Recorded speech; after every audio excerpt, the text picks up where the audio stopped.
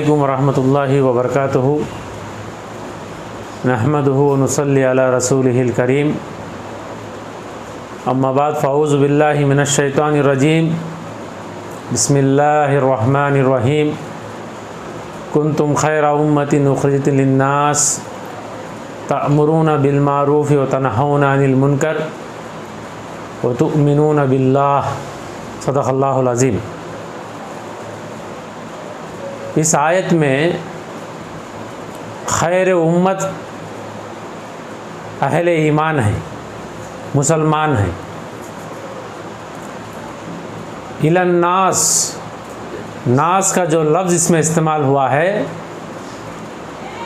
उससे मुराद मुसलमानों के अलावा जितने भी इंसान इस दुनिया में बसते हैं वो सब इसमें शामिल हैं। खैर उम्मत का लक़ब मिला ही इसलिए है कि हमारा काम अम्र बिल मारूफ़ और नही अनिल मुनकर के ज़िम्मेदारी को लेकर, काम को लेकर इंसानों तक पहुँचें। दावत और तबलीग इसी को कहा जाता है। दावत और तबलीग का मतलब ही यही है कि जिन तक जो बात पहुंचाना था नहीं पहुंची है उन तक पहुंचाने को दावत व तबलीग कहा जाता है। और हर नबी,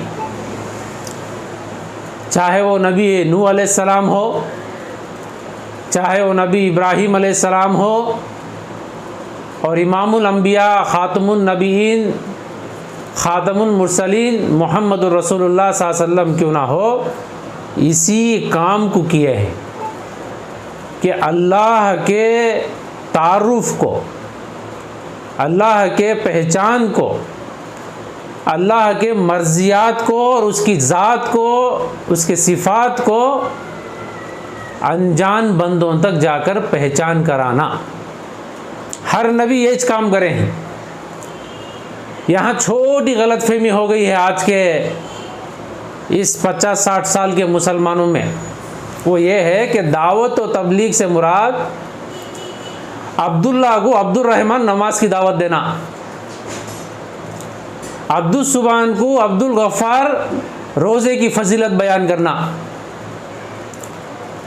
हाँ, ये एक छोटा मफहूम, छोटा मतलब ले लिया है। ये इस्लाह के माने में आता है।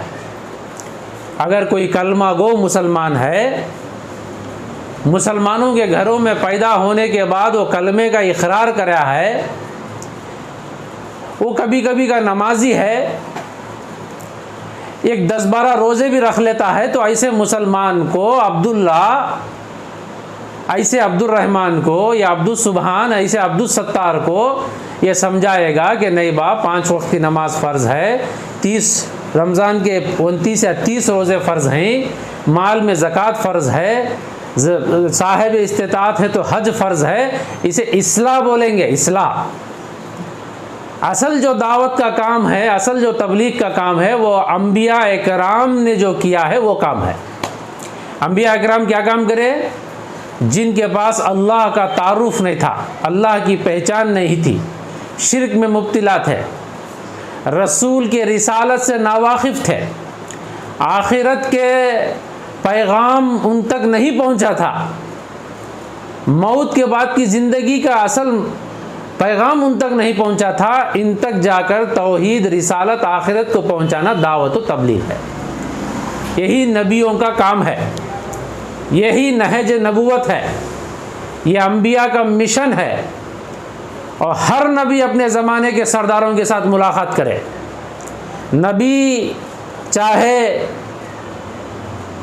नूह अलैहिस्सलाम हो, इब्राहीम अलैहिस्सलाम हो, मूसा अलैहिस्सलाम हो या ईसा अलैहिस्सलाम हो, और हमारे नबी मोहम्मद सल्लल्लाहु अलैहि वसल्लम क्यों ना हो, दावत का काम 3 सतहों में करते थे।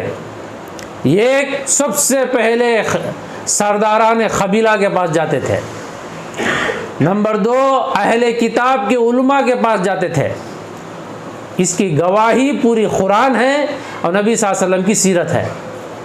और तीसरी दावत अवामुन नास में, जो ताजिर तबके के थे, जो मुलाजिम तबके के थे, जो खेती बाड़ी तबके के थे, इनमें भी करते थे। नबी सल्लल्लाहु अलैहि वसल्लम जो हमारे लिए मुकम्मल नमूना है, सारी इंसानियत के लिए आप सल्लल्लाहु अलैहि वसल्लम मुकम्मल और जामे नमूना है, क़यामत तक के लिए पेटेंट नमूना है कामयाबी के लिए। नबी सल्लल्लाहु अलैहि वसल्लम भी ये तीन सतहों में दावत का काम करे हैं कि ज़िम्मेदारों से मिलना, और उलमाए क़बाइल से मिलना, अहले किताब के उलमा से मिलना, और दूसरा अवाम से मिलना, मिलकर अल्लाह का तौहीद का, रिसालत का, आखिरत का पैगाम पहुंचाना। हज़ारों बार ताइफ का क़िस्सा बयान करने वाले जुम्मा के बयानों में, दूसरे बयानों में बयान करे, सुनने वाले हमारे जैसे हज़ारों बार सुन लिए। ताइफ में मोहम्मद रसूलुल्लाह सल्लल्लाहु अलैहि वसल्लम किसे दावत देने गए थे? क़बीलों के सरदार को। मदीने में यहूदी क़बाइल के उलमा से नबी सल्लल्लाहु अलैहि वसल्लम ने जो है मुलाकातें की। मस्जिद नबवी में ईरान के और रूस के, उस वक्त का रूम, और ईसाइयों के पादरियों के साथ नबी सल्लल्लाहु अलैहि वसल्लम की मुलाकातें और दावती बैठकें हुए हैं। ये सुन्नत मुसलमानों को समझ में नहीं आई। मुसलमानों को सिर्फ थोड़ी सुन्नतें याद हैं। मिसवाक की सुन्नत 50 साल से बोली जा रही है। टखने के ऊपर पहनना, दाढ़ी केती रहना,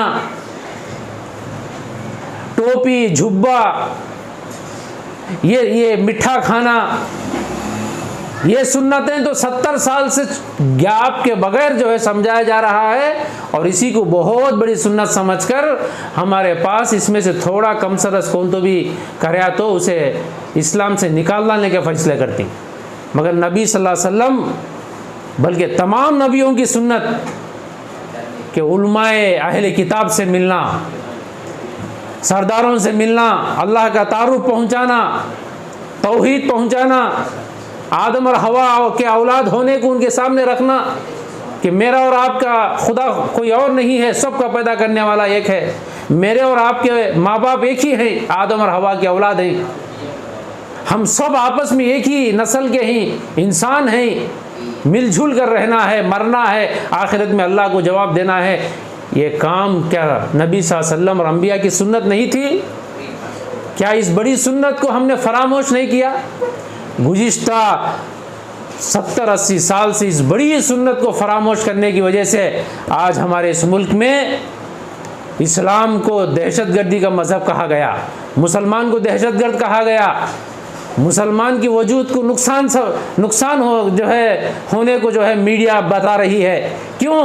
क्योंकि हमने इस्लाम को हमारी ज़ाती जागीर समझ कर बैठे, मेरा बाप की जागीर समझ कर बैठे, हमारे ख़ानदानी जागीर समझ कर बैठे। कुरान को घरों में संभाल कर रखे, संवार कर रखे। हुदल लिन्नास कहा गया, उसमें जो है रब्बुल आलमीन कहा गया, रहमतुल लिल आलमीन कहा गया, रब्बुल मुस्लिमीन नहीं कहा गया, हुदल लिल मुस्लिमीन नहीं कहा गया, रहमतुल लिल मुस्लिमीन नहीं कहा गया। सारे इंसानों के लिए उसमें दावत थी, दावत है, दावत रहेगी। इसी को सामने रखते हुए कदरी में जमात इस्लामी हिंद और सिरात मुस्तकीम के अहबाब इस सुन्नत की नीयत के साथ, इस जिम्मेदारी की नीयत के साथ मोहतरम परिपूर्णानंद स्वामी जो इस हमारे मुल्क के मशहूर मजहबी रहनुमा हैं हिंदू बरादरी के, उन तक जाकर अल्लाह के दीन की बात को पहुंचाने की कोशिश की गई। ये काम कोई ताज्जुब का काम नहीं, यह काम करना है मुसलमान। इसी काम के लिए मुसलमान खैर उम्मत है, इसी काम के लिए मुसलमान की कदर अल्लाह के पास है, इसी काम की बुनियाद पर मुसलमानों की इज्जत दुनिया और आखिरत में रहेगी।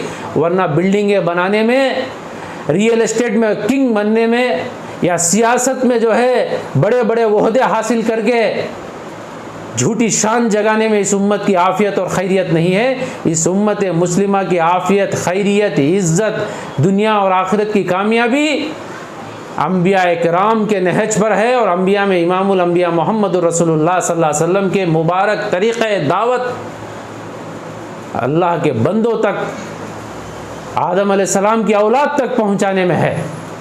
इसी खालिस नीयत के साथ स्वामी जी से मुलाकात हुई। अल्हम्दुलिल्लाह बहुत लंबी मुलाकात हुई, बहुत खुशी के माहौल में मुलाकात हुई, आपस में बातचीत सुनना हुआ।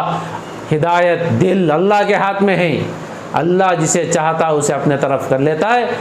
कुरान कहता है व अन्ना सायका सौफा युरा, तुम्हें तुम्हारी मेहनतों को दिखाया जाएगा।